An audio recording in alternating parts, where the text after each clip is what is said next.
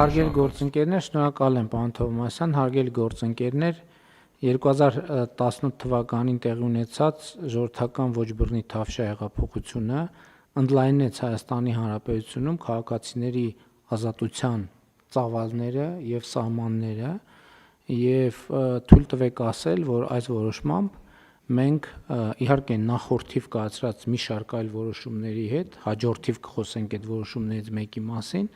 ընդլայնում ենք մեր սիրելի թոշակառուների ազատությունների սահմանները։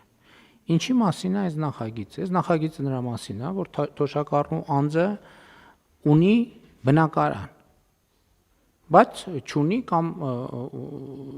բավարար եկամուտներ կամ ուզում է ունենա ավելի շատ եկամուտներ, ուզում է ճամփորդի։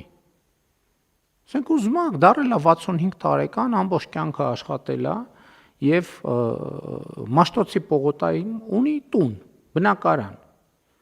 Ինչալոց ես այդտեղ հիշելու եմ մեր խոսակցությունը 2 տարի առաջ, որ էլի Հայաստանի Հանրապետությունում մեծ աղմուկ բարձրացրեց, երբ որ ես ասացի, որ չեմ հասկանում Երևանի Մաշտոցի պողոտայում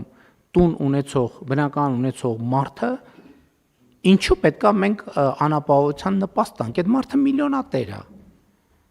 Եվ էլի աղմուկ առաջացավ, ու աղմուկը գուցե նաև այս մեխանիզմի բացակայության պատճառով։ Հիմա թոշակառուն ունի տուն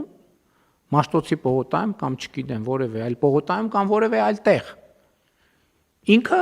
հակադարձ հիպոթեկա է կնքում բանկի հետ։ Ոչ թե ինքն է տուն առնում, տենց ամեն ամիս վճարում, այլ բանկն է իրանից ձեռք բերում ամեն ամիս վճարում, եւ ինքը այդ ամեն ամսվա վճարումը ծախսում է դառնում է իրան եկամուտ, ինքը որոշում է դրանով ճամփորդի եւ այլն եւ այլն եւ այլն, կամ ինչ ուզում է անի։ Ծախսի իր կյանքի համար։ Հետագայում, երբ որ այս ժամկետը բոլորս էլ անցավոր ենք, երբ որ թոշակառուն այլևս չկա, իր ժառանգները հնարավորություն ունենում արդեն իրական հիպոթեկով այդ իրանց բնակարան արդեն որոշակի սովորական պայմաններից ենթադրվում եմ ինչ որ բանով բան կանի։